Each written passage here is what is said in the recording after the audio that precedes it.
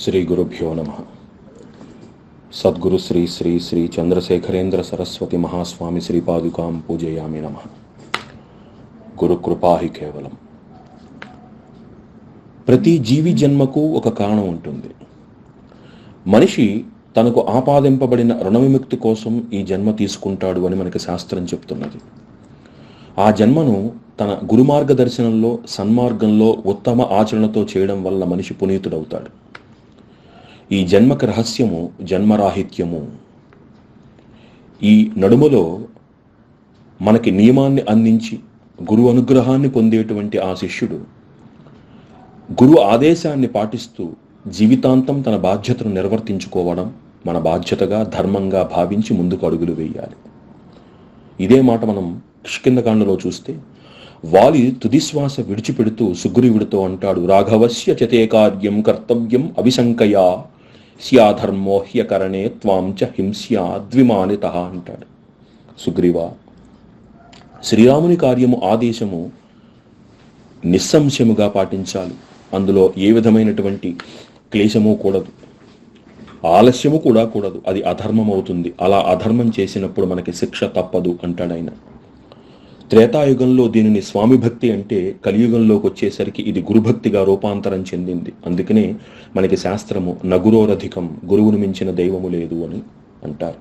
అలా గురుభక్తిగా గురు ఆదేశంగా ప్రతి చిన్న కార్యాన్ని చేస్తున్నటువంటి శ్రీ జంధ్యాల జగన్నాథ శాస్త్రి గారు పరాశర వేద స్మార్త పాఠశాల స్థాపించి అందులో విద్యార్థులను రూపుదిద్దుతూ విద్యార్థులు నేర్చుకున్నటువంటి పంచకాఠకాలు, ఈ పంచకాఠకాలు చాలా విశిష్టమైనటువంటి ఒక ప్రాతిపదికను కలిగి ఉన్నాయి. శివానందమూర్తి గారి ఆదేశంతో ఎన్నో ఆలయాలలో ఈ పంచకాఠకాలతోటి అభిషేకం చేయడం జరిగింది.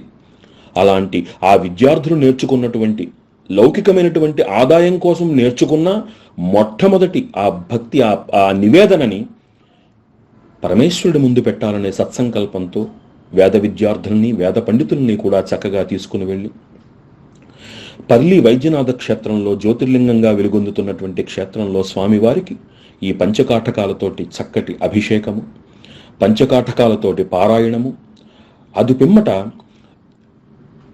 మహన్యాసపూర్వకమైనటువంటి ఏకాదశి రుద్రాభిషేకంతో స్వామివారికి అభిషేకము చేయించు. ధర్మము కలియుగంలో అగ్ని రూపంలో ప్రచోదనమవుతుంది అని మనకి శాస్త్రం చెప్తున్నది. దానికి అనుగుణంగా ఆ క్షేత్రంలో, ఆ ఆలయ సంపుటిలో, ఆ ఆలయ సముదాయంలో ఆలయ అధికారులతోటి మేమందరం చర్చించి వారిని విన్నవించుకొని నవగ్రహ నక్షత్ర పంచసూక్త ఆరుణకేతుక చండీ హవనాలు చేయడం వలన ఈ లోకానికి మంచి జరుగుతుంది, ధర్మము వర్ధిల్లుతుంది, ధర్మ ఆచరణ పరిఢవిల్లుతుంది అనే సంకల్పంతో, పరిఢవిల్లాలి అనే సంకల్పంతో ఈ హోమాలన్నీ చేయడం జరిగింది. అటు పిమ్మట పర్లి వైద్యనాథ క్షేత్రం నుంచి 25 కిలోమీటర్ల దూరంలో ఉన్నటువంటి అంబేజోగి అనేటువంటి ప్రాంతంలో అమ్మవారు యోగీశ్వరీదేవిగా వెలిసింది. మనకి అష్టాదశ శక్తిపీఠాలు ఎట్లయితే ఉన్నాయో ఉత్తర భారతంలో 108 శక్తి క్షేత్రాలు, 1008 శక్తి క్షేత్రాల కింద వాటిని విభజించటం జరిగింది. అలాంటి 108 దివ్య క్షేత్రాలలో ఒకటైనటువంటి యోగీశ్వరీదేవి మహిషాసున మర్ధనిగా అక్కడ వెలుగొందుతున్నారు ఆవిడ. ఆ క్షేత్రానికి వెళ్ళి సాయం సంధ్యా సమయంలో చక్కగా అమ్మవారి ముందు ఆ ఆలయ అధికారుల అనుమతితోటి దుర్గా సూక్త శ్రీ సూక్త పారాయణ చేయించి పంచసూక్త పారాయణలతోటి అక్కడికి వచ్చినటువంటి ఉపాసకులు సాధనాపరులందరూ వారి వారి అనుష్ఠానాలు పూర్తి చేసుకుని తిరిగి మళ్ళీ పర్లి వైద్యనాథ క్షేత్రం చేరుకోవడం జరిగింది. క్షేత్రములో అనుష్ఠానమే ప్రాధాన్యము.